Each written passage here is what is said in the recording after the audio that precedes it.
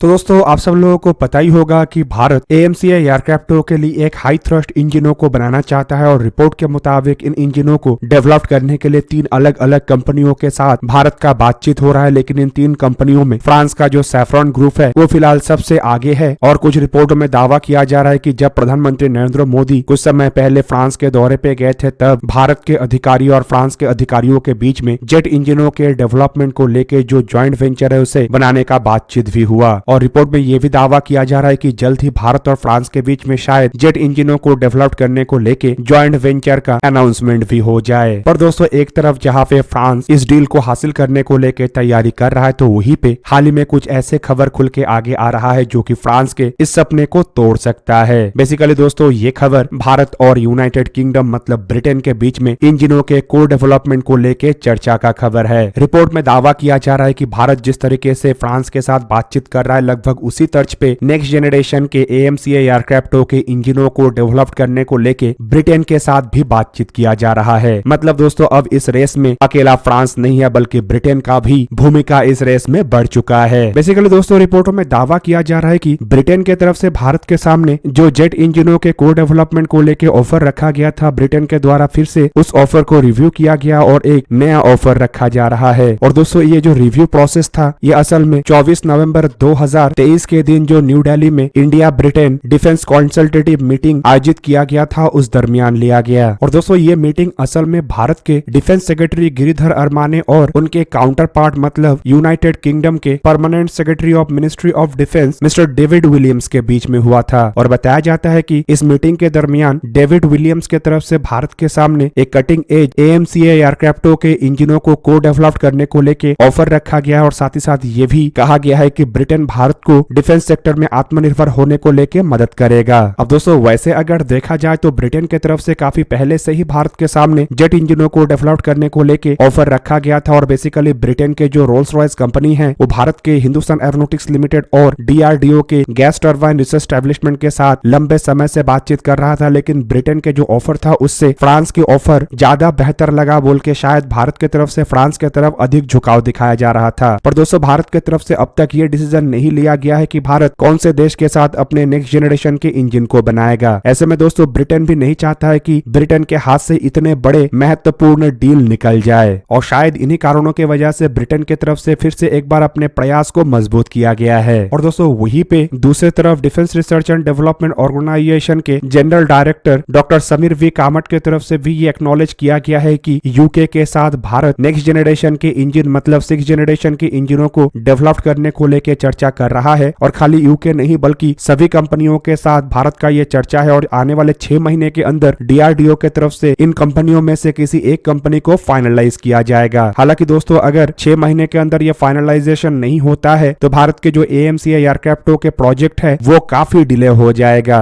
अब दोस्तों यूके के तरफ से भारत और यूके के जो ऐतिहासिक डिफेंस कोऑपरेशन है उसका भी हवाला दिया गया और ये भी कहा गया है कि लंबे समय से दोनों देशों के बीच के जो डिफेंस कोऑपरेशन है वो टेक्नोलॉजी ट्रांसफर के सेक्टर से लेके defence industry even joint exercises में है और इसी तर्ज पे यूके भारत के साथ नए इंजनों को डेवलप करना चाहता है। और ब्रिटेन का ये भी कहना है कि भारत अगर ब्रिटेन के साथ मिलकर इन इंजनों का डेवलपमेंट करता है तो एक तरीके से भारत के कंपनियों को ब्रिटेन के टेक्नोलॉजी का एक्सेस भी होगा और ब्रिटेन के वर्ल्ड क्लास टेक्नोलॉजी के साथ भारत एक वर्ल्ड क्लास इंजन को भी डेवलप कर सकेगा। अब दोस्तों ब्रिटेन के तरफ से अपने पुराने ऑफर को रिव्यू करने का बात कहा जा रहा है। हालांकि नए ऑफर किस तरीके का होगा इसके बारे में तो फिलहाल कोई खुलासा नहीं हुआ है। लेकिन पुराने ऑफर को अगर देखा जाए तो कुछ मीडिया रिपोर्टों के मुताबिक पहले ब्रिटेन के तरफ से अपने यूरोजेट EJ200 इंजनों के बेस पे एक नए इंजन डेवलप करने का बात कहा गया था। इवन भारत के सामने transfer of technology, intellectual property right, even make in India initiative जैसे मुद्दों में भी हामी भरा गया था। और ब्रिटेन का राजदूत का तो ये भी कहना था कि ब्रिटेन जो ऑफर भारत के सामने कर रहा है वो ऑफर असल में कोई भी देश भारत को नहीं कर सकता। जबकि वहीं पे अगर फ्रांस के साथ बातचीत को देखा जाए तो यहाँ पे फ्रांस भारत को संपूर्ण रूप से एक नए कोर के साथ एक नए इंजन को डेवलप करने को लेकर ऑफर कर रहा है जो कि भारत के केवल AMCA एयरक्राफ्टों के रिक्वायरमेंट को ही पूरा नहीं कर सकता बल्कि 6th जनरेशन के एयरक्राफ्टों के डेवलपमेंट के दरमियान भी उसके रिक्वायरमेंट को पूरा कर पाएगा। अब यहाँ पे दोस्तों देखना यह है कि आने वाले समय में क्या ब्रिटेन फ्रांस के इस ऑफर को काउंटर करके आगे जा सकेगा या फ्रांस के साथ ही भारत इंजनों के डेवलपमेंट करेगा। जबकि दोस्तों अगर इंजनों के डेवलपमेंट का चर्चा यहाँ पे हो ही रहा है तो यहाँ पे तीसरा पार्टनर है अमेरिका के जनरल इलेक्ट्रिक कंपनी। फिलहाल दोस्तों जनरल इलेक्ट्रिक को अगर देखा जाए तो नए 6th जनरेशन के इंजनों के डेवलपमेंट के ऑफर के मामले में जनरल इलेक्ट्रिक सबसे पीछे है, क्योंकि ना जनरल इलेक्ट्रिक भारत के साथ इंटेलेक्चुअल प्रॉपर्टी राइट शेयरिंग करने के लिए तैयार है और ना ही कोई नए कोर के साथ नए इंजन को डेवलप करने को लेकर तैयार है, बल्कि जनरल इलेक्ट्रिक भारत को F414 इंजनों के हाई थ्रस्ट वर्जन के साथ नए इंजनों को डेवलप करने का बात कह रहा है। अब दोस्तों ये जो F414 इंजन है ये असल में भारत के द्वारा अमेरिका से हाल ही में ही हासिल किया गया है और इन इंजनों का इस्तेमाल तेजस मार्क 2, AMCA मार्क 1 और शायद ट्विन इंजन डेगवेस फाइटर एयरक्राफ्टों में भी हो। और दोस्तों ये जो F414 इंजन है इसे असल में भारत के द्वारा अमेरिका से ट्रांसफर ऑफ टेक्नोलॉजी के अंतर्गत हासिल किया जा रहा है और इन इंजनों को भारत में ही मेक इन इंडिया इनिशिएटिव के अंतर्गत संपूर्ण रूप से निर्माण किया जाएगा। अब दोस्तों फ्रांस के दौरे से पहले प्रधानमंत्री नरेंद्र मोदी का जो अमेरिका दौरा था उस दरमियान ही दोनों देशों के बीच में जेट इंजनों को लेके डील को फाइनलाइज किया गया था। हालांकि डील के ऊपर अब तक हस्ताक्षर नहीं हुआ है, लेकिन अमेरिका के सभी अथॉरिटी के तरफ से इस डील को अनुमति दे दिया गया है। मतलब केवल मात्र डील के हस्ताक्षर ही एक औपचारिकता बाकी है, जबकि वहीं पे हिंदुस्तान एरोनॉटिक्स लिमिटेड के तरफ से इन इंजनों को भारत में मैन्युफैक्चर किया जाएगा। और हिंदुस्तान एरोनॉटिक्स लिमिटेड के चेयरमैन के तरफ से हाल ही में एक बयान में बताया गया है कि ये जो इंजन है मतलब F414 इंजन ये असल में आने वाले 3 सालों के अंदर भारत में बनना शुरू होगा। दोस्तों हिंदुस्तान एरोनॉटिक्स लिमिटेड के चेयरमैन डॉक्टर CV अनंत कृष्णन के तरफ से हाल ही में मीडिया को बताया गया है कि ये जो एम्बिशियस को प्रोडक्शन का प्रोजेक्ट है इसके लिए कम से कम और 3 साल का इंतजार करना पड़ेगा। लेकिन दोस्तों ये जो 3 साल है ये शायद भारत के लिए थोड़ा भारी पड़े, क्योंकि दोस्तों अब तक इन इंजनों के डील के ऊपर हस्ताक्षर नहीं हुआ है और आशा किया जा रहा है कि मार्च 2024 से पहले शायद इस डील के ऊपर हस्ताक्षर हो जाए। और अगर मार्च 2024 में डील हस्ताक्षर होता है तो मार्च 2027 तक इसके को प्रोडक्शन शुरू हो पाएगा, जबकि प्रोडक्शन शुरू होने के 6 से 8 महीने के बाद या फिर 1 साल के बाद इंजनों की डिलीवरी शुरू होगा। मतलब साल 2028 तक शायद भारत में बने हुए इंजनों का सप्लाई शुरू हो। पर अगर दोस्तों साल 2028 तक भी ये काम संपूर्ण हो जाता है तो तेजस मार्क 2 जैसे एयरक्राफ्टों के प्रोडक्शन में कोई मुश्किल नहीं आएगा। लेकिन भारत में जिस तरीके से डिफेंस प्रोजेक्ट डिले होता है और जिस तरीके से अमेरिका के द्वारा किसी भी वक्त धोखा देके काम को बिगाड़ा जा सकता है, उसे देखते हुए यही लग रहा है कि अगर 1-2 साल ऊपर नीचे हो जाता है तो भारत के तेजस मार्क 2 जैसे एयरक्राफ्टों के प्रोडक्शन में काफी बड़ा असर पड़ेगा। अब दोस्तों तेजस मार्क 2 एयरक्राफ्टों के इनिशियल प्रोटोटाइपों के लिए तो ऑलरेडी भारत के द्वारा अमेरिका से इंजनों को हासिल किया जा चुका है और आप लोगों को ये भी बता दूं कि इन इंजनों के सहारे नेक्स्ट ईयर तक मतलब साल 2024 के अंत तक पहला तेजस मार्क 2 एयरक्राफ्टों को रोल आउट करने का तैयारी जहां पे किया जा रहा है, तो वहीं पे साल 2025 में पहले प्रोटोटाइपों का फर्स्ट फ्लाइट होगा और साल 2028 तक सभी एयरक्राफ्टों के टेस्टिंग को संपूर्ण करके एयरक्राफ्टों के प्रोडक्शन शुरू किया जाना है। दोस्तों इस दशक के अंत से पहले इंडियन एयरफोर्स अपने बेड़े में तेजस मार्क 2 एयरक्राफ्टों को शामिल करना चाहता है, लेकिन अगर तय समय पे भारत में बनने वाले इंजन तैयार नहीं होता है या इसका प्रोडक्शन में 1-2 साल डिले हो जाता है तो भारत के ये जो इस दशक के अंत से पहले तेजस मार्क 2 एयरक्राफ्टों को बेड़े में शामिल करने का सपना है, ये सपने पे बहुत बड़ा असर पड़ेगा। हालांकि वहीं पे अगर तेजस मार्क 2 एयरक्राफ्टों के लिए F414 इंजनों के डील को देखा जाए तो ये अब तक के भारत के सबसे बड़े डीलों में से एक है, जिसमें भारत को सबसे बड़ा सक्सेस मिला है। दोस्तों अमेरिका जैसे देश जो किसी भी देश को टेक्नोलॉजी देने के लिए तैयार नहीं होता है, वो आखिरकार F414 इंजनों के डील के लिए भारत के सामने झुक गया। आप लोगों को बता दूं कि F414 अमेरिका के सबसे अधिक प्रोड्यूस किए जाने वाले इंजनों में से एक है और रिपोर्ट के मुताबिक 1600 से भी अधिक ऐसे इंजन अलग अलग देशों के अलग अलग एयरक्राफ्टों में इस्तेमाल हो रहा है, जिनमें अमेरिका के FA-18 सुपर हॉर्नेट जैसे एयरक्राफ्ट तो शामिल है ही, साथ में स्वीडन के ग्राइपिन और साउथ कोरिया के नेक्स्ट जनरेशन एयरक्राफ्ट मतलब KF-21 बॉर्मेर एयरक्राफ्ट भी शामिल है। और अमेरिका के द्वारा साउथ कोरिया और स्वीडन को भी इन इंजनों के ट्रांसफर ऑफ टेक्नोलॉजी तो किया गया है, लेकिन 20 से 30% ही टेक्नोलॉजी अमेरिका अब तक इन देशों को दिया है और भारत को भी उतना ही टेक्नोलॉजी देने के लिए अमेरिका की तरफ से हाँ किया गया था। लेकिन भारत की तरफ से जो कूटनीतिक दाव चला गया उसके सामने अमेरिका झुकते हुए आखिरकार भारत को 80% तक ट्रांसफर ऑफ टेक्नोलॉजी के लिए तैयार हो गया। अब दोस्तों ये जो इंजन है ये केवल मात्र 80% ट्रांसफर ऑफ टेक्नोलॉजी में भारत में ही नहीं बनेगा, बल्कि आने वाले समय में इन इंजनों के सप्लाई चेन में भी भारत का एक प्रमुख भूमिका होगा। दोस्तों आप लोगों को क्या लगता है कि ये जो AMCA एयरक्राफ्टों के इंजन है कि क्या इस इंजन के डील को ब्रिटेन के द्वारा फ्रांस के हाथ से छीनना संभव होगा या फिर फ्रांस से इस डील को भारत से ले जाएगा? कमेंट करके अपनी राय अवश्य दीजिए। दोस्तों आज के इस वीडियो को यहीं पे ही करते समाप्त। किसी और एक दिन किसी और एक वीडियो में मिलेंगे, तब तक के लिए जय हिंद, वंदे मातरम।